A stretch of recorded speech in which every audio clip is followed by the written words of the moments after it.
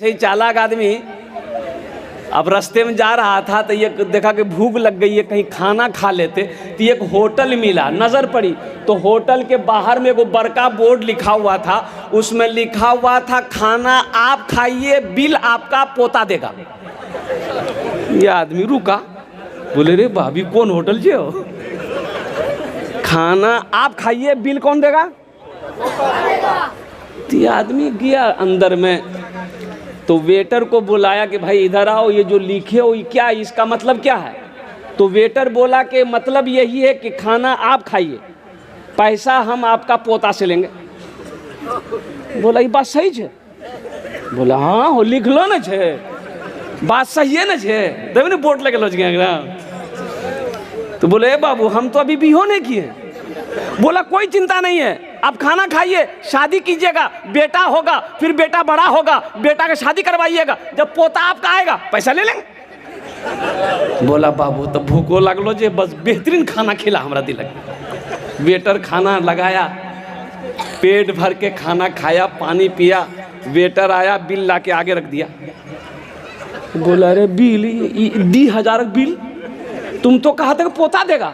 बोला हाँ आप चिंता मत कीजिए, ये बिल आपका नहीं है, आपका बिल तो आपका पोता से हम लेंगे, ये बिल आपका दादा का है।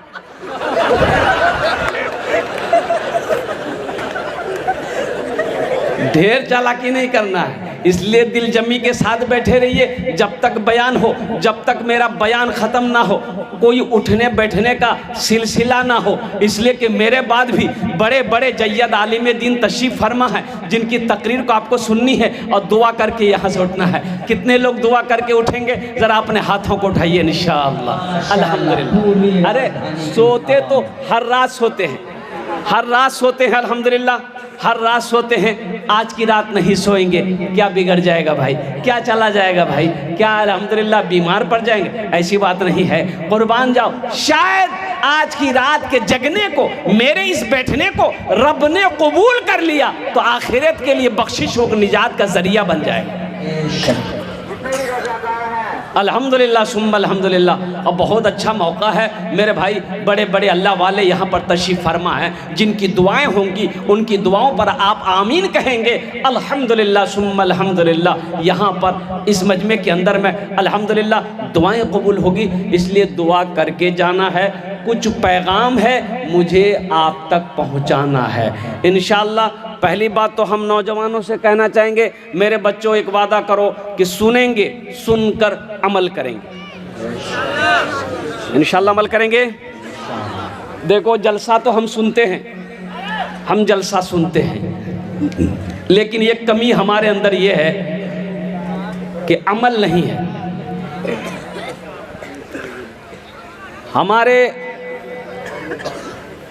हमारा नौजवान अगर अमल वाला बन जाए, हमारा नौजवान अगर सुधर जाए तो सारी कौम सुधर जाए। मोहल्ले का नौजवान सुधर जाए, पूरा मोहल्ला सुधर जाएगा। इसलिए मेरे नौजवानों, मेरे बच्चों, सुधरो। कब सुधरोगे, कब सुधरोगे? मरने के बाद। मरने के बाद सुधरने की जरूरत नहीं है, वहां फरिश्ता सुधार देगा। क्या बात सही कि गलत है? मरने के बाद फरिश्ता सुधार देगा। इसलिए ये दुनिया दारुल अमल है। आखिरत की तैयारी करो, कब्र की तैयारी करो, हशर के मैदान की तैयारी करो। ये देख रहे हो ये कैसा ज़माना आ गया। ये देखो मोबाइल, ये 4G है, इसमें से एक को 4G नहीं, सब 5G मोबाइल है।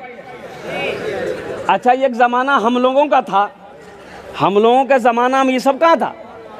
एक ज़माना हम लोगों का था, ना 3G ना 4G ना 5G। उस वक्त थे कौन? उस्ताद जी, अब्बा जी, मुंशी जी, ये के थप्पड़ में नेटवर्क आ जाता था।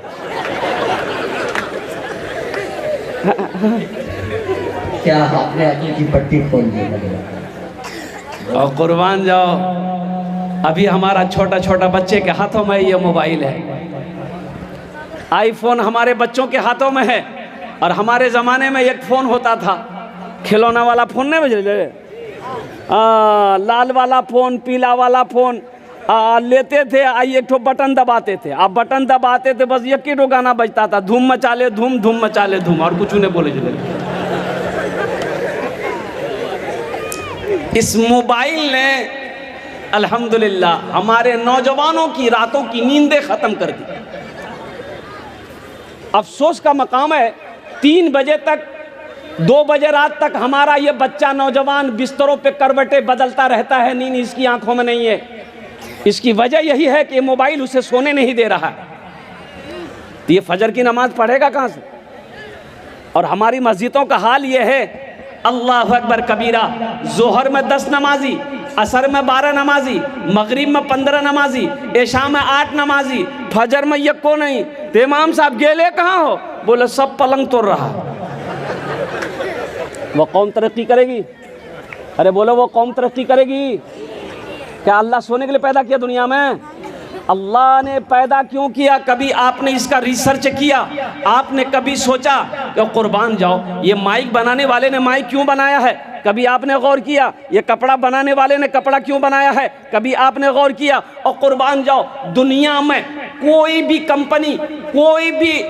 कंपनी कोई काम जब करती है तो कुछ सोच समझ कर करती है। आप जलसे में क्यों आए? आपका भी मकसद है। ये माइक क्यों लगाया गया? इसका भी मकसद है। और कुर्बान जाओ कि इससे आवाज़ अच्छी निकलेगी, दूर तक आवाज़ें जाएगी, लोग इसे सुनेंगे। कुर्बान जाओ आप क्यों आए? हम के उलमा के बयान को सुनेंगे, शोरा के नातो मनकबत को सुनेंगे, हमें सवाब होगा। दुनिया में बगैर मकसद का कोई इंसान कोई काम नहीं करता है। करता है? अरे बोलो करता है? तो वो अल्लाह जो हमें पैदा किया का बगैर मकसद पैदा कर दिया?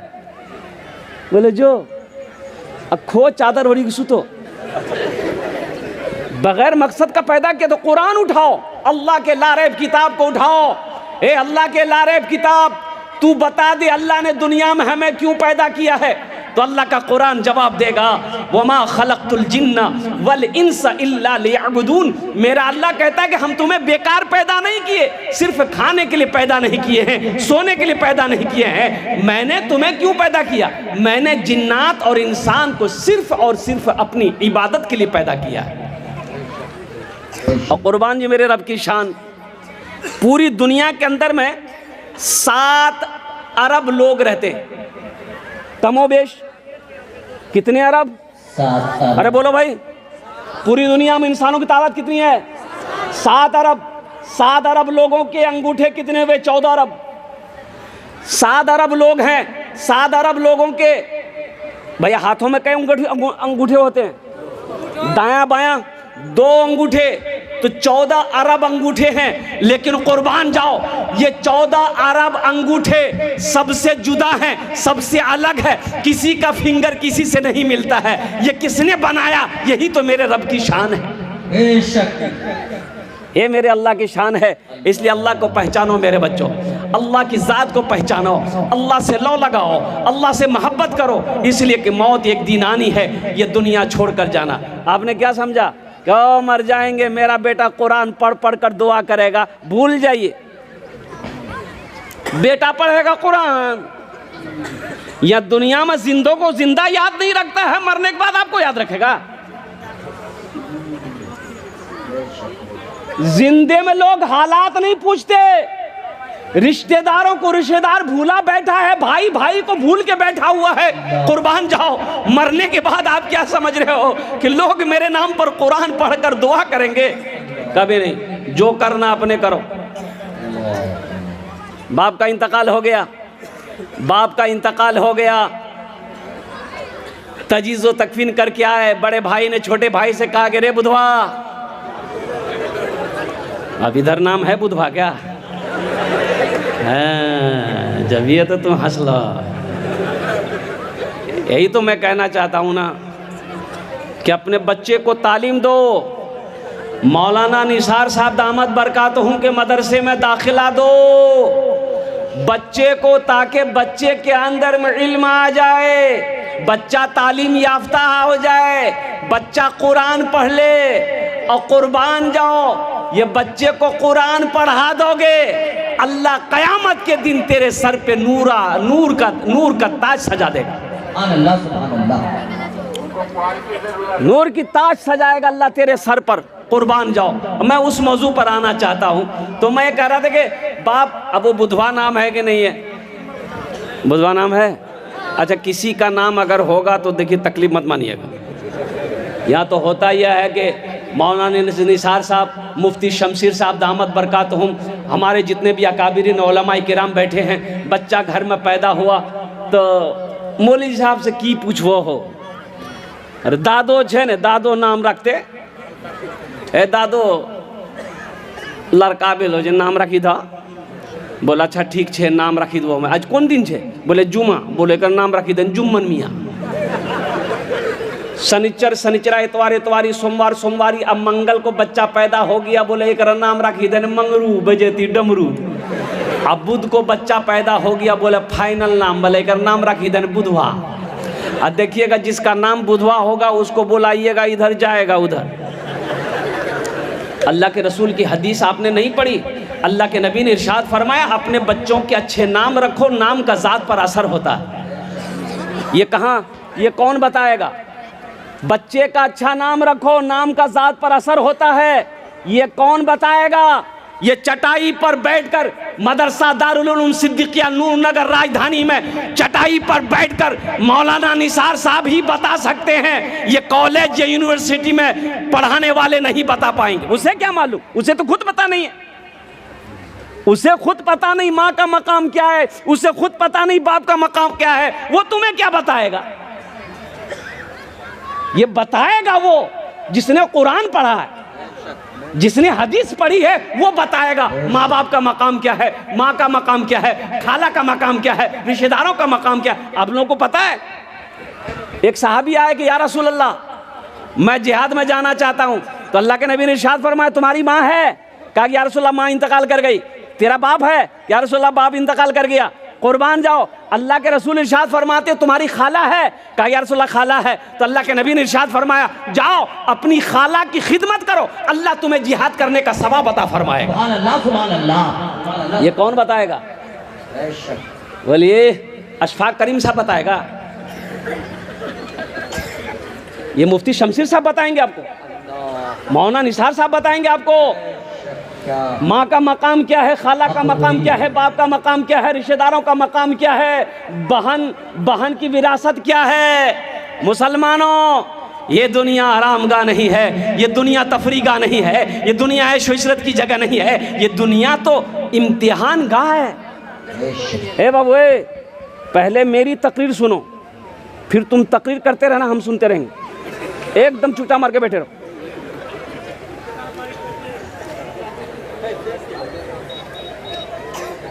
बाप के माल में बहन का हिस्सा है कि नहीं है? अरे बोलो भाई, है कि नहीं है? कितने लोग इस मजमे के अंदर में है जो अपनी बहन का हिस्सा दिए हैं, और कितने लोग इस मजमे में होंगे जो डकार करके बैठा है। बहन का हिस्सा खत्म, क्या वो औलाद नहीं है? अल्लाह के क्या जवाब दोगे? हशर के मैदान में अल्लाह जब पूछेगा, अल्लाह को आप क्या जवाब दोगे? जलसा इस्लाह मुआशरा आप आए हो, ए नौजवानों, किसी के हक को ना मारो, किसी के हक को ना दबाओ, अल्लाह की बारगाह में इसका आपको जवाब देना होगा, जवाब देना पड़ेगा। एक भाई ने 4 बीघा जमीन बेईमानी कर ली। छोटा भाई कमज़ोर था, तो छोटा बोले नहीं भैया जमीन तो छोड़ी न दो। बोले चुप, ये लाठी देखे जे मार वो। अब कमजोर आदमी तो चुप ही नहीं देख रहा। पूरे मोहल्ले में बेचारा घर घर जाके बोला यो मेरा भैया को समझाइए ना, वो 4 बीघा जमीन देखिए मेरा दबा लिया है, दे नहीं रहा, कुछ बोलते हैं ना मारता है। तो लोगों ने कहा कि तू पंचायती बैठा, मुखिया को बोला, सरपंच के बोला, प्रमुख के बोला, पूरे मोहल्ले वाले को बैठाओ, पंचायती करो, वो जमीन कहाँ देगा? एकदम देगा। मुखिया को बोला, प्रमुख को बोला, सरपंच को बोला, पार्षद को बोला, मेंबर को बोला, पूरा गांव वाला जमा हुआ। उसके बड़े भाई को बुलाया गया। मुखिया जी बोला अरे भाई ये तुम्हारा छोटा भाई है, इसकी ज़मीन दे दो।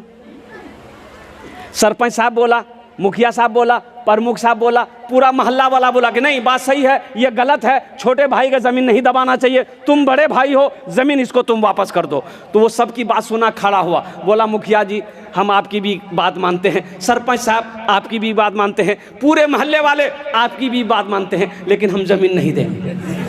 तो मान लो कहाँ तो लोगों ने छोटे भाई को समझाया कि बाबू सब्र कर लो, नहीं देगा।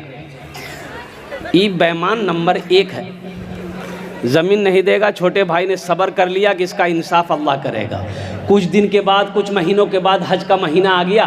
बड़े भाई ने सोचा थोड़ा हज कर लेते। ओहो, हज की पूरी मुकम्मल तैयारी हो गई और कुर्बान जाओ जिस दिन हज में निकलना था, सोचा कि थोड़ा सा हज़रत से मुलाकात कर लें, मौलाना निसार साहब की दुआएं ले लेंगे, अल्लाह वाले हैं, इनकी दुआएं लग जाएगी, हम मक्का मदीना पहुंच जाएंगे, सफ़र आसान हो जाएगा।